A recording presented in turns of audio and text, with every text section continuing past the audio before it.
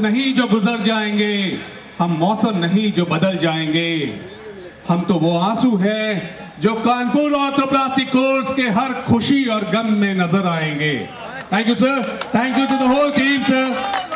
Abhijit finally sir, इसका मतलब है कि पटना और बिहार यूपी के ऊपर राज करना चाह रहा है। नहीं सर, बिहार से आए साथियों के लिए मैं एक भोजपुरी गाना सुनाना चाहता हूँ, उनकी इम्पोर्टेंस के लिए, अगर याद कर पाए तो। अरे पटना से बैदा बुलाएदा, नजरा गैली गुइया, नजरा गैली गुइया, नजरा गैली गुइया, नजरा गैली गुइया, कि पटना से बैदा बुलाएदा, कि नजरा गैली गुइया। पता नहीं। Friends, dinner is open, please आप लोग डिनर अपना शुरू कर सकते हैं, हॉल के अंदर है। क्या किया? नहीं, आपके कमेंट कुछ नहीं। I just wanted to thank Mr. Sharif and I would like him to accompany me for a song. जमाना उसी का। ठीक तो है।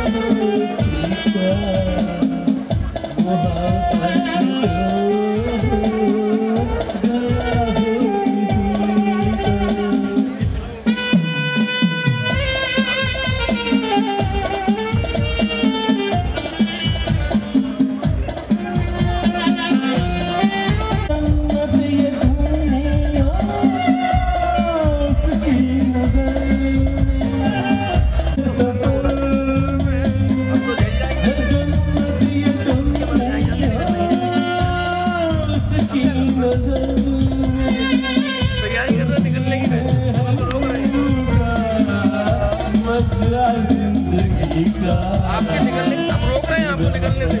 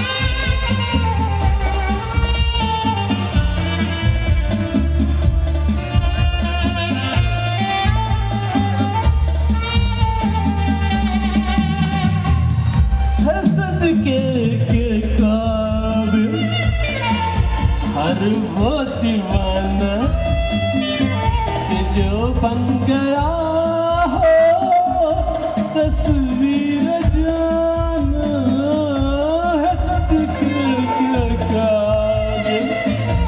हर वो दीवाना कि जो बन गया हो तस्वीर जाना। करो एहतराम उसकी दीवानगी का, कि जो बन जो गया हो किसी का। है दुनिया उसी की, जमाना उसी का, मोहब्बत जो गया हो किसी का। wonderful, wonderful Dr. Makkar. That was the hidden talent that we witnessed just now. Over to Dr. Abhishek. ये क्या हुआ मुझे मुझको खबर नहीं, हो सके तुम ही बता दो। चाहे कहो इसे मेरी मोहब्बत, चाहे हंसी हो सके तुम ही बता दो। तुमने कदम जो रखा जमीन पर, दिल में क्यों झनकार हुई। रात कली एक ख्वाब में आई और गले का हार हुई। सुबह का जब हम नींद से जागे, आँखों से चार हुई। रात कली एक ख्वाब में आई और गले का हार हुई।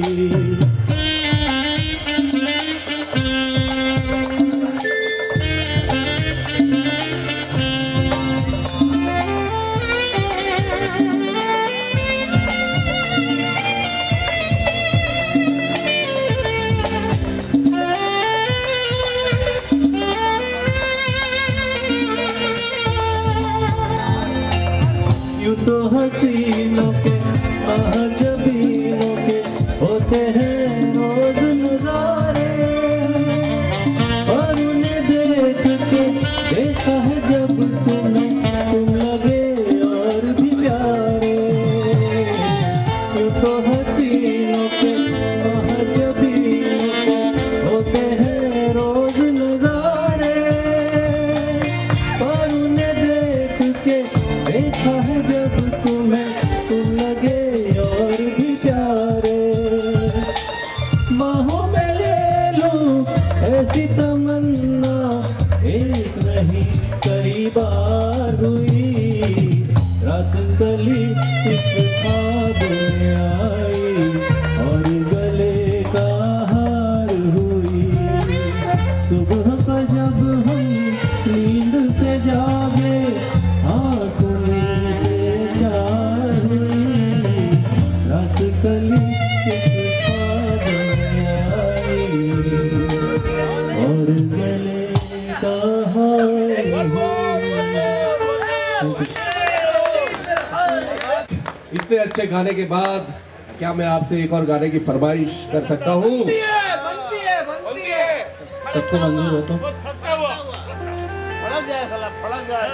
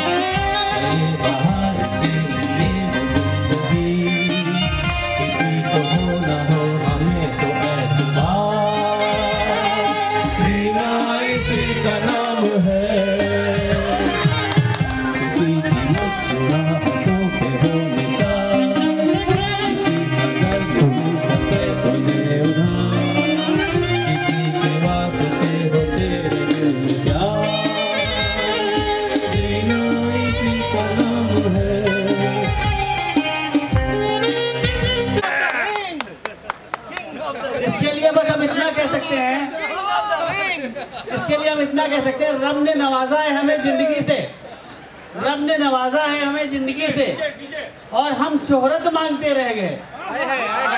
और अब हमें जब शोहरत मिली तो हम जिंदगी की मोहलत मांगते रह गए। जब हमें जिंदगी मिली तो हम शोहरत मांगते रह गए। और क्या फलसफा है इस जिंदगी का, क्या फलसफा है इस जिंदगी का? जो दिख जाता है उसको लोग बुरा कहते हैं, और जो दिखता नहीं उसको लोग खुदा कहते हैं।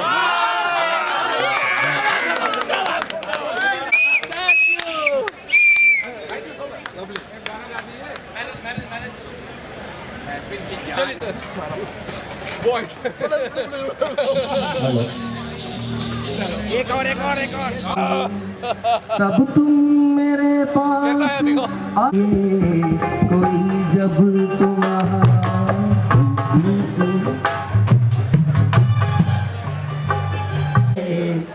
जवानी चुराने लगे। इधर मुकरिए इधर। हाँ मेरा दिल खुला है। Thank you so much sir.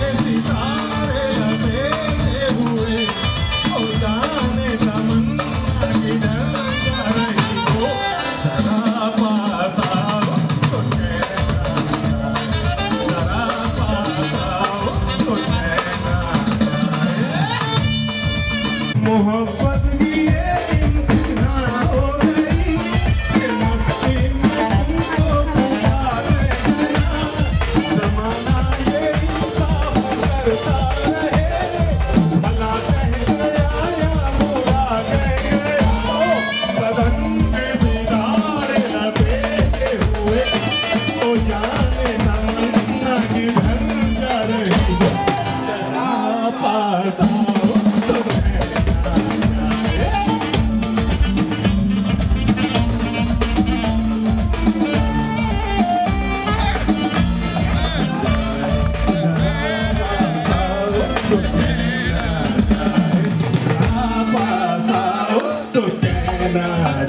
So no major vessels, but tissue handling is the key.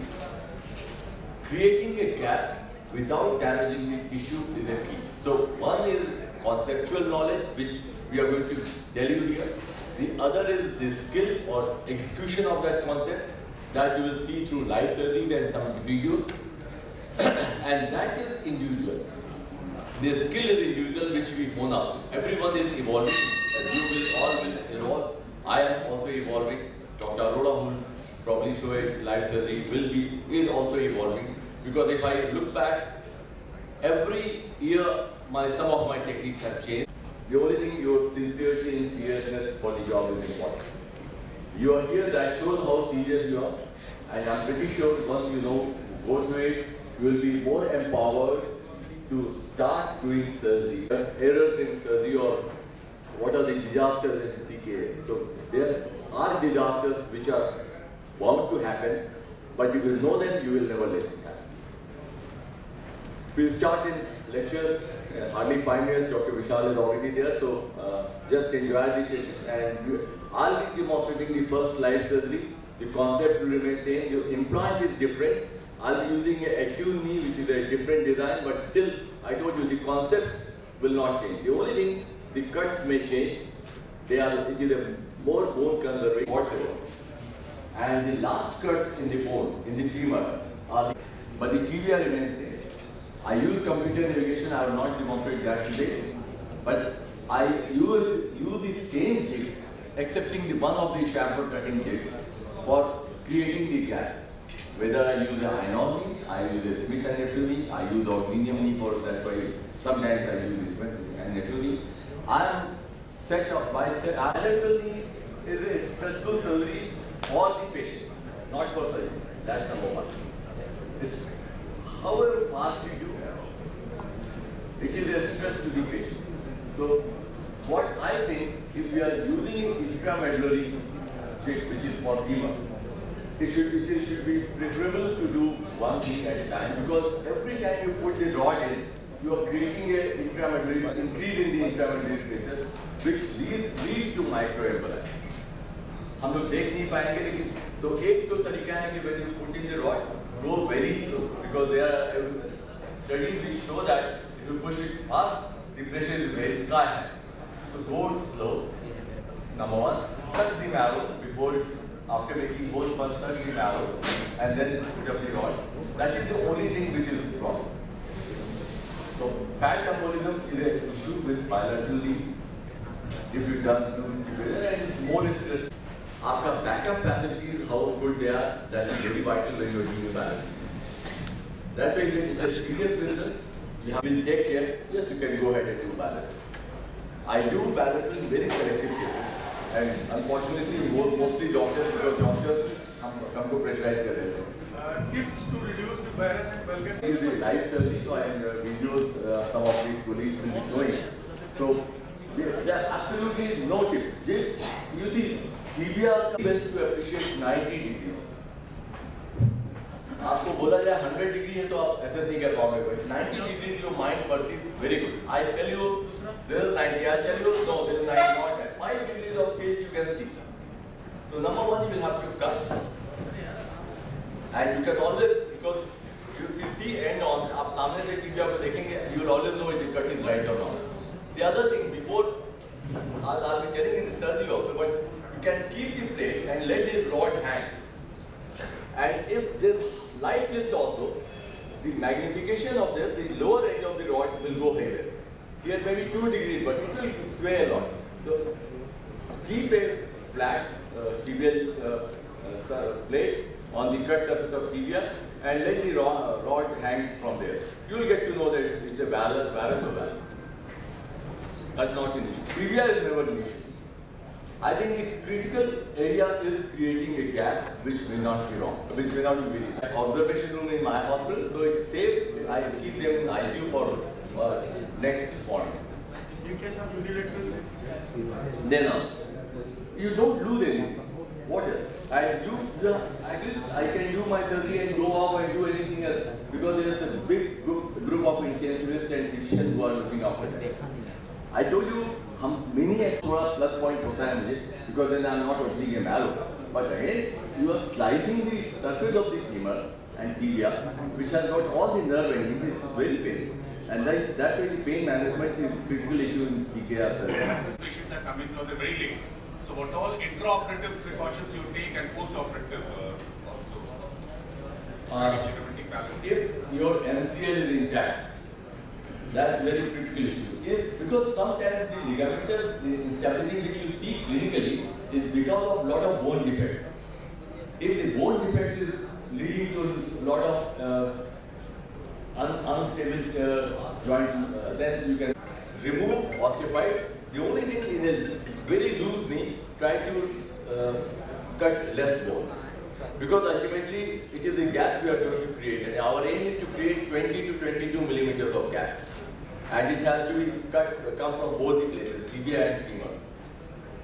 So that's all. But if there is a ligamentous stability, then there are other measures to take care of making it stable. That is number one, we know the TC3 joint, which have got big cam mechanism, or hinge joint that are very rare. I think you want to ask instability inflection, the lateral one which you open from. That's your concern. Yeah, because when we get our patients very late, the lateral ligament is very lax, and when you are doing inflection, you feel the lateral is popping out very easily. The lateral gap is much more than the medial gap. I think that's your concern. There is a lot of controversy. Shall we totally equalize, or can we be a little bit loose on the lateral side? So one can correct to some extent by rotating your femoral component more. That will fill up the lateral gap, give you slightly more medial gap. But the caveat is you should not notch. To that extent, you can get some external rotation, fill up the lateral gap, and you can jolly well and safely accept mild lateral opening no problem. And rotating the femoral component is in your hand at 90 degrees. Once you have measured the extension gap, because the two cuts are very important to start with. Number one is the proximal tibia and the distal femur. Whether you do distal femur first or proximal tibia first, it doesn't